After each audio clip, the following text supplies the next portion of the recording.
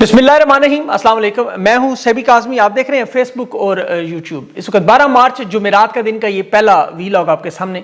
अभी नेतन्याहू के हमले के बाद कुछ तस्वीरें जारी हुई हैं, जिंदा या मुर्दा। इनकी क्या सिचुएशन है, ये बॉडी डबल खेल है या हकीकत में, इस पर बात करेंगे। और शहबाज शरीफ सऊदी अरब चंद घंटों का खुफिया दौरा, आज इंतहाई अहम मामला तय पाए जाएंगे कि ईरान के आबनाए हरमज के बाद अब दीगर ममालिक की पोस्टों पर निशाने, अमरीकी तेल के जहाज तबाह, ईरानी खुदकश कश्तियों का समंदर पर राज, और ईरानी हमलों में अचानक जो रात को लेबनानी हमलों में भी तेजी आई, एक्सपर्ट सिस्टम, नेविगेशन सिस्टम चीन का, और उसके बाद ईरान के बाद लेबनान ने जो इसराइल पर तारीखी हमले किए, बहुत बड़े हमले, और अमरीका इसराइल क्यों मजबूर है अब छोटे न्यूक्लियर हथियार की तरफ जाना। बहरीन की ईरान मुखालिफ करारदाद, अमरीका इसराइल और पाकिस्तान एक ही सफ में एक ही पेज पर, ईरान के मुखालिफ वोट दिया, रूस चीन गैर हाजिर। और खान के 2 केस इस्लामाबाद हाई कोर्ट, तोशा खाना और आज शिफा इंटरनेशनल जो है वो उसकी मुंतकली दरख्वास्त है। बैरिस्टर गौर और बुशरा बीबी 2 अहम किरदार खान की रिहाई में। अडयाला जेल में 4 जर्नलों की मुलाकातें, फील्ड मार्शल कौमी हुकूमत आफर इसराइल तस्लीम करने का मामला। ये सारे मामलात क्या हैं? खान के ख़ानदान से मुलाकातें भी नहीं हो रही, अस्पताल भी मुंतकिल नहीं किया है। और दूसरी तरफ ये मामलात के आज ब्रिटिश पार्लियामेंटेरियन का मामला, खान के हवाले से महमूद अचकज़ई की बरतानवी सफ़ीर के साथ बहुत अहम मुलाकात। और इंटरनेशनल स्पेन ने भी आज जो सफ़ीर अपना इसराइल से बुलाया वापस, दुनिया का वाहिद मुल्क जो जंग के दौरान इसराइल के साथ पहले अड्डे देने से इनकार, अब उनके साथ ताल्लुकात था। तफसील से तमाम खबरों की बात करते हैं। सबसे पहले तो इसराइल, अमरीका और ईरान की जंग 13वें दिन में दाखिल होगी। रात को जो हमले इसराइली दायरा हुकूमत तेल अवीव पर हुए, उसमें शदीद नुकसान इसराइल का हुआ। वहाँ एयरपोर्ट्स, बंदरगाहें और शहरी इलाके। और ये डोनाल्ड ट्रंप के ताज़ा तरीन दावे के बाद कि हमने ईरान की मिसाइल प्रोग्राम की सलाहियत ख़त्म कर दी। ये जुमले अभी उसके मुँह से पूरे निकले नहीं। 35वीं मिसाइलों की लहर, जिसमें खुरम शहार बैलिस्टिक मिसाइल 4 और 100 क्लस्टर बम उसके अंदर एक मिसाइल के, इसराइल की फ़ज़ाओं पर बिजलियां बनकर कड़क रहे थे, जिसे न सिर्फ रडार और डिफेंस सिस्टम ख़त्म हो रहे थे, आयरन डोम के भी इन्होंने परखचे उड़ा दिए। सोशल मीडिया पर नया के नाम से अकाउंट ने 4 वीडियोस जारी की हाइफा इसराइल की, और वो आसमान वाकई ईरान और हिजबुल्लाह के मिसाइलों और रॉकेटों से सारा सुर्ख नज़र आ रहा था।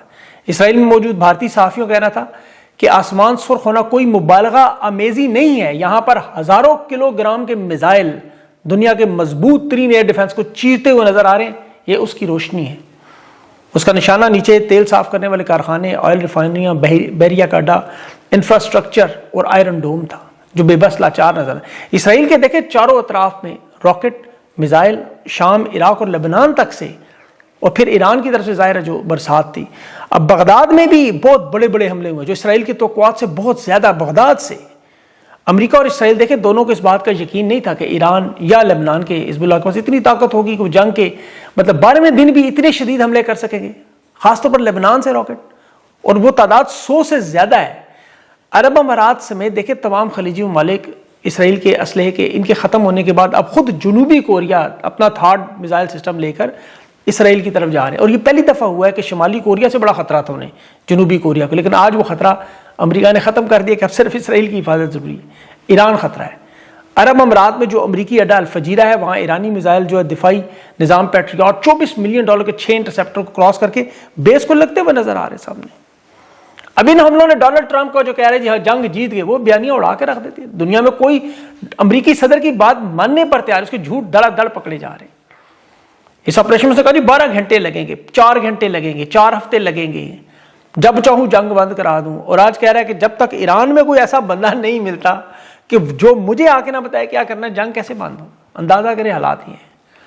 पहले कहता हमारे पास टारगेट ही नहीं बचे कि हम निशाना को लगाएं, ईरान सरेंडर करने लगा है। और दूसरी तरफ सीज फायर की दरख्वास्तें ओमान के जरिए भी पकड़ी गई दुनिया भर के सामने। और इसके झूठ तो भी स्कूल का जो पकड़ा गया, देखे इसके झूठ से अमेरिका इसराइल को सबसे बड़ा नुकसान पहुंच रही है। ये दुनिया जो तबाही के दहाने पर पहुंची हुई है, ये वही मामला जो नवाज शरीफ ने इलेक्शन के बाद विक्ट्री स्पीच कर दी, ये वही बिल्कुल वही मामला है। इधर वो बात खत्म करता है, उधर ईरान का हमला हो जाता है। इराक में देखे क्या हो, इराक में एनुल असद एयर बेस है, जो अमेरिका में सबसे बड़ी तादाद में फौजी वहाँ मौजूद, वहाँ पर मिसाइलों से हमला हुआ। अर्बाइल एयर बेस जो कुर्दिस्तान के इलाके में, अमेरिका का सबसे बड़ा हब, इत्तेहादी फौजियों का सबसे बड़ा स्टेशन, 2500 फौजी अमेरिकी वहाँ मौजूद थे कुर्दिस्तान रीजन में। इराक के अंदर آپ وہاں دیکھیں کہ 48 گھنٹوں میں ڈرون راکٹ حملوں سے نہ صرف نقصان پہنچا بلکہ بغداد انٹرنیشنل ایئرپورٹ پر وہاں پر ڈپلومیٹک فیسلٹی ہے پوری، اربعیل کے اندر بھی ہے، اور بغداد میں جو امریکن ایمبیسی اور اس کے ساتھ امریکی سفیر اور ان کی رہائش گاہوں کا، جیسے پاکستان میں آپ کو پتا ہے وہ ریڈ زون ہے، وہاں پر خطرناک حملے اس طرح ہو سکتے تھے جو یہ سوچ نہیں رہے۔ اچھا، پھر ابنائے ہرمز ہے، اس کے ارد گرد جتنی پورٹس ہیں، ایران نے وہ پورٹس بھی اڑانی شروع کر دی تاکہ کوئی ادھر آنے کی جرت نہ کرے۔ یہ جو سلالہ پورٹ عمان پر ہوا، یہ ایرانی ڈرون اس لیے وہاں پر انہوں نے مارے، حالانکہ سیز فائر کے مذاکرات کے سارے معاملات عمان طے کر رہا ہے، لیکن اس پوسٹ کو اڑانے کا مقصد یہ تھا کہ یہاں کوئی جہاز لنگر انداز تو چھوڑے گزرنے کی، کوئی کشتی بھی نہ رکے۔ اتنے شدید اور خطرناک حملے کہ اب امریکہ اور اسرائیل کو نظر آ رہا ہے جو پچھلی جنگ تھی 12 دنوں کی، وہ تو کچھ بھی نہیں تھی۔ یہ تو ایران کی حکمت عملی کامیاب ہے، اور یہ ابنائے ہرمز نہیں کھلوا سکے اس سے، میزائل ٹیکنالوجی اور ان کی جو ٹیکنالوجیز پہ قابو نہیں پا سکے، نہ ان کی تنصیبات پہ نشانہ بنا سکے، نہ رجیم چینج کر سکے۔ جتنی بمباری ایران پہ کی صرف سویلین شہریوں پہ۔ اقوام متحدہ یونیسیف نے رپورٹ جاری کی، 20 اسکول ہیں، 10 اسپتال ہیں اور 1300 شہید ہو گئے لوگ، جس میں 300 معصوم بچے ہیں۔ ایران کے سپریم لیڈر بھی شہید ہوئے ہیں، علی خامنائی۔ اب ان کے صاحبزادے کے زخموں کی اطلاعات بھی آئی ہیں سامنے کہ ایک تو ان کے پیر پر فریکچر اور چہرے پر کٹس کے اور بائیں آنکھ کے نیچے کچھ ہلکا سا نقصان ہے، یہ پہلے دن کی بمباری کے نتیجے میں انہیں جو زخمی ہوئے۔ اب نیتن یاہو کے بارے میں خبریں دیکھیں، جنگ میں مارا گیا، جنگ میں غائب ہے۔ بہت سے لوگوں کا یہ بھی ہے کہ یہ اسرائیل کی طرف سے باڈی ڈبل ہے، یعنی اس کا ہم شکل نیتن یاہو کا باڈی ڈبل ہے کہ وہ خود کہیں چھپا ہوا ہے، اور یہ جو ڈبل تھا یہ دورے کا رہا تھا سارے۔ اب اس بات میں دیکھیں کتنی صداقت، جنگوں میں آپ کو پتہ ہے اس طرح کی ڈس انفارمیشن، مس انفارمیشن، دعوے، بیانات، یہ سارے چلتے ہیں، اس لیے ان کی تصدیق کرنا بڑا مشکل کام ہے۔ مڈل ایسٹ کے اگر آپ حالات دیکھیں تو وہاں رہنماؤں کی جس طرح جانیں خطرے میں، باڈی ڈبل بنانا کوئی پیچیدہ اور مشکل کام نہیں ہے، وہاں بنتے ہیں، بے تحاشا بنتے ہیں۔ نیتن یاہو اسرائیل کی تاریخ کا واحد وزیر اعظم ہے، 18 سال سے اقتدار میں، اور یہ عام ڈکٹیٹر بھی اتنا عرصہ نہیں گزار سکا جتنا یہ گزار گیا، وزیر اعظم بھی ہے اور ڈکٹیٹر نہ ہونے کے باوجود ڈکٹیٹر ہے۔ تو ان کے باڈی ڈبلز بنانا، ان کو پھر اپنے ہاتھوں سے مروا دینا، یہ مطلب پوری دنیا میں ایک روٹین ہے بڑے لیول پہ، اس لیے اس کی اتنی اہمیت نہیں ہے زندہ ہے یا مارا گیا، لیکن چونکہ یہ خبر پھیلتی ہے اس لیے وہ لگ جاتی ہے۔ اب ایران پر جو ہیروشیما جیسا خطرہ، جس کی اوپن انٹیل سورس کر کے ایران پر قدس شہر پر جو حملہ ہوا، اس کی جو ویژولز ہیں، یہ کیونکہ ڈونلڈ ٹرمپ نے کہا تھا کہ آج تک دنیا کے کسی ملک پر اتنی بمباری سے ہٹ ہوتا ہوا ڈونلڈ ٹرمپ نے نہیں دیکھا، یہ وہ کہہ رہا ہے، کہتا ہے جتنا ہم نے ایران کو ڈیمیج کیا۔ خود صحافی پوچھ رہا تھا اس سے کہ کیا سپریم لیڈر آیت اللہ خامنائی کے بیٹے کے آنے کے بعد تم فتح سمجھتے ہو؟ اس نے کہا میں اس پہ جواب نہیں دوں گا، کامنٹ نہیں کروں گا۔ وجہ یہ وہ بندہ جو ہر بات پہ جواب بھی دیتا ہے، جواب کہ ایک آیت اللہ کی حکومت دوسرے آیت اللہ سے بدلنا، ایران کا جنگ میں ابھی قائم دائم ابنائے ہرمز پہ قابو، زیر زمین میزائل لانچ جو 100 میٹر کی سپیڈ سے 15 نشانے بنا رہے ہیں۔ پھر امریکی ابھی آئی کہہ رہی ہے ایران کے شہر، اب تو امریکہ کے شہر کیلیفورنیا تک ڈرون ایران حملہ کر سکتا ہے۔ تو آپ اندازہ کریں دنیا کی مشکلات کا۔ پھر یہ اس سارے صورتحال میں جہاں ایران کے ٹینکرز 21 لاکھ بیرل تیل روزانہ نکال رہے، جنگ سے بھی پہلے کا ان کا اتنا نہیں تھا جتنا آج ہے، اور دھڑا دھڑ حملے بھی کر رہے ہیں۔ مطلب اب دیکھیں نا کہ ابھی تو بلکہ ایک اور آپ کو انٹرسٹنگ بات ہو، ابنائے ہرمز تو آپ کو پتہ ہی ہے، اب باب المندب وہ راستہ ہے جو بحیرہ احمر کو خلیج عدن سے ملاتا ہے، یعنی یمن، جبوتی اور ایریٹریا، آپ اگر نقشہ دیکھیں افریقی ممالک میں۔ اب یہ تیل اور تجارت کا راستہ جتنا بھی ہے دنیا میں، ویسے تو سمندر کے راستے جلدی سے اب تو 5 راستے ہیں، ابنائے ہرمز ہے، نہر سویز ہے، باب المندب ہے، ابنائے ملاق ہے، اور ایک وہ ترکی ملیشیا کے پاس ہے، ذہن سے نام نکل گیا۔ یہ ابنائے ہرمز پہ ایران کا قبضہ ہے، 20% سپلائی ہے۔ اب باب المندب جو ہے وہ یمن اور جبوتی کے علاقے میں، حوثیوں کا وہاں بہت بڑا تگڑا اثر رسوخ ہے، طاقتور ڈرون بھی ہیں، میزائل بھی، انہوں نے پہلے بحیرہ احمر میں بڑی نتھ ڈالی ہوئی تھی۔ اب خلیج فارس کا جو علاقہ ہے دیکھیں، عالمی تجارت اور تیل کی سپلائی کو چوک کرنے والے پوائنٹس ہیں، جس کے ابھی شمالی کوریا، جس کی گواہی ابھی آئی ہے کہ یہاں کیوں اتنی زیادہ اہمیت ہے، کہ ابھی زیلنسکی نے ایک بات کی بڑی انٹرسٹنگ، یہ میں سارے پوائنٹ آپ کو جوڑ کے بتا رہا ہوں کہ تیسری عالمی جنگ کی جس نے بات کی کہ اس میں اب شمالی کوریا اور روس کے فوجی موجود ہیں، یہ یوکرین کا صدر کہہ رہا ہے کہ یہاں موجود ہیں، یہاں چونکہ روس کے سفارت خانے کو بھیٹ کیا گیا۔ اب یہ سارے تیل کے راستے اور یہاں ان دونوں ممالک کی ذرا اس یہاں موجودگی کو آپ ذرا غور سے دیکھیں، آپ کو سارا معاملہ سمجھ آئے گا۔ امریکہ کی کسی صورت میں کامیابی ہو ہی نہیں سکتی، اسی لیے ابھی دیکھیں ان دعووں کی تصدیق تو بہت ساری ظاہر مشکل کام ہے، لیکن جو ایران پر یہ ایٹمی حملے کا معاملہ ہے یہ بڑا خطرناک ہے کہ انہوں نے چھوٹے ہتھیاروں سے کوئی حملہ کیا ہے یا کریں گے، کیونکہ ایران کا ایک جزیرہ آپ کو پتا ہے خار کے، جو یہاں پہ 90% تیل کی برآمدات ہیں، یہاں 90% جو تیل ایران کا لوڈ ہو کے ٹینکروں سے نکلتا ہے، آئل سٹوریج ٹینکر بنے ہوئے، اور یہ بڑی بڑی پائپ لائنز ہیں، یہاں سے لوڈ کرنے کے بعد پھر بعد میں چھوٹی چھوٹی کشتیوں کے ذریعے اس کو خلیج فارس میں لے کے آئل کی ایکسپورٹ کی جاتی ہے۔ یہاں تقریباً 22 لاکھ بیرل تیل روزانہ لوڈ ہوتا ہے، 22 لاکھ بیرل۔ امریکہ نے اس پہ حملہ نہیں کیا، نہ ہی اسرائیل کو کرنے دیا، یہ ذرا غور سے سنیے گا، حالانکہ کھلا میدان ہے، لیکن تیل کی قیمتوں کے بحران سے اتنے خطرناک، اتنے ڈرے ہوئے ہیں کہ اسرائیل کو بھی کہہ رہے ہیں یہاں حملہ نہ کرنا، یہاں ایک تو ظاہر سمندری ماحول، بہت بڑی تعداد میں تیل ہے، وہ تباہ ہونا ہے، شپنگ انڈسٹری کے نقصان الگ ہیں، پھر عالمی دنیا میں سپلائی کا جو معاملہ ہے، دیکھیں امریکہ چاہتا ہے کہ ایران کا تیل دنیا میں اب بکتا رہے، اب چین کے علاوہ بے شک ساری دنیا میں بیچے انہیں، اب یقین کریں کوئی مسئلہ نہیں ہوگا، کیونکہ مسئلے اس حد تک بڑھ چکے ہیں۔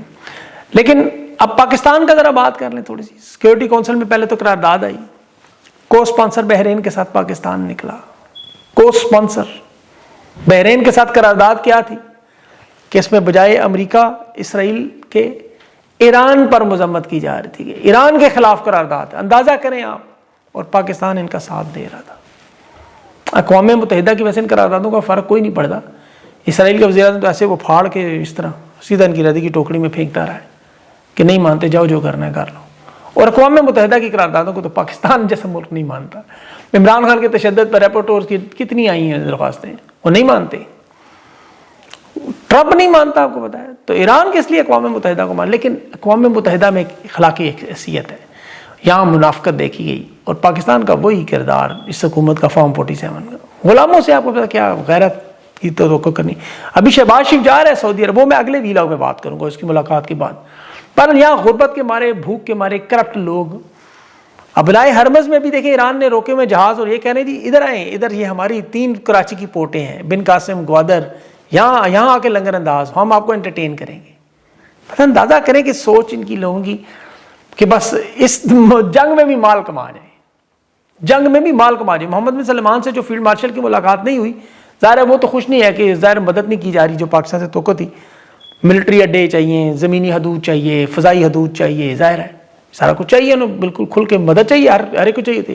اب شہباز شریف کو خصوصی طور پر محمد بن سلمان سے کے پاس بھیجا، وہ کہے گا مانگو کیا مانگتے ہو، اس نے مانگ لینا، وہ سائیکل مانگ لینی بچوں والے، مطلب اس نے کہنا جی وہ پیسے دیں اور کیا دیں، دفاع کے لیے پیٹریاٹ دفاع، ایرو سلنگ، آئرن ڈوم، یہ سب کچھ سعودی عرب کے پاس موجود ہے۔ ایران پر حملہ کرنا ہے، گھٹنوں پر لانا ہے، سرنڈر کروانا ہے ایران سے، تاکہ ایران ان کی بتائی ہوئی شرائط پر معافی مانگے، رجیم چینج کرے، گھٹنے ٹیکے، یزید کی بیعت کرے، اور یہ ظاہر ہے امریکہ کندھے پر بندوق رکھے گا، محمد صلی اللہ علیہ وسلم وہ بندوق ان کے کندھوں میں، لیکن وہ اتنے بیوقوف نہیں ہیں کہ عقل مندی کا تقاضا کرتے ہوئے فیصلے کریں گے۔ امت مسلمہ آپ کو پتہ ہے بڑا معاملہ ہے، اس میں میں زیادہ ڈیٹیل میں نہیں جا رہا، خود مڈل ایسٹ کے ممالک میں دیکھیں یہ ایرانی حملوں سے تو نہیں بچ سکے، ان کے دفاع کرنے کے لیے یاد رکھیں مڈل ایسٹ کے ممالک پاکستان سے بہترین اسلحہ ہے، عرب امارات، بحرین، سعودی عرب، قطر، ان کے پاس بڑی زبردست اسلحہ F-35 سارے بہترین جہاز ہیں، پاکستان سے بہتر ہیں، ان کی فوجیں بھی بڑی تگڑی ہیں، ایسی بات نہیں، صرف نیوکلیئر نہیں ہے، ایٹم نہیں ہے۔ اب پاکستان یہ سوچ کر ایران پر حملہ کر دے جی ہماری زمینی حدود، فضائی حدود، سمندر کے راستے، یا کسی واردات کا ہم حصہ بنیں گے، اور یہ سوچ کے کہ ہم ایران سے جنگ جیت سکتے ہیں کیونکہ ہم نے ابھی انڈیا کو ہرایا۔ یاد رکھیں ہندوستان 16 ملکوں سے لڑ رہا ہے، اور اس سے پہلے بھی 1980 میں 8 سال عراق سے لڑ چکے جب پوری دنیا ان کے ساتھ تھی۔ ہمارے پاس تو افغانستان ابھی آپ کو پتہ ہے 3-4 علماء گئے ہیں وہاں، ان کی منت سماجت کر رہے ہیں کہ دیکھیں آپ نے ہندوستان کے کہنے پر حملہ کیا، ہم نے امریکہ کے کہنے پر جواب دیا، تو دونوں ہم پراکسیز ہیں، آپ ہندوستان کی، ہم امریکہ کی ہیں، تو لڑائی شڑائی معاف کرو، اللہ کا گھر صاف کرو، یہ اصل میں گیم ہے وہاں بھی تری۔ یہاں سب سے بڑا مسئلہ یہ ہے کہ مذاکرات کے معاملات کو حل کرانے والے لوگ نہیں ہیں، نہ امریکہ کے پاس، نہ اسرائیل کے پاس ہے، اور نہ اس وقت پاکستان کے پاس۔ یہ دیکھیں یہ معاملہ صرف انٹرنیشنل سطح پہ نہیں ہے، یہ پاکستان میں بھی یہی چیز ہے۔ آپ غور کریں کہ جب نتائج کیوں نہیں نکلتے، کہ جب کوئی بے پرواہ ہو کے انسان اپنے نظریے پر کھڑا ہو جائے۔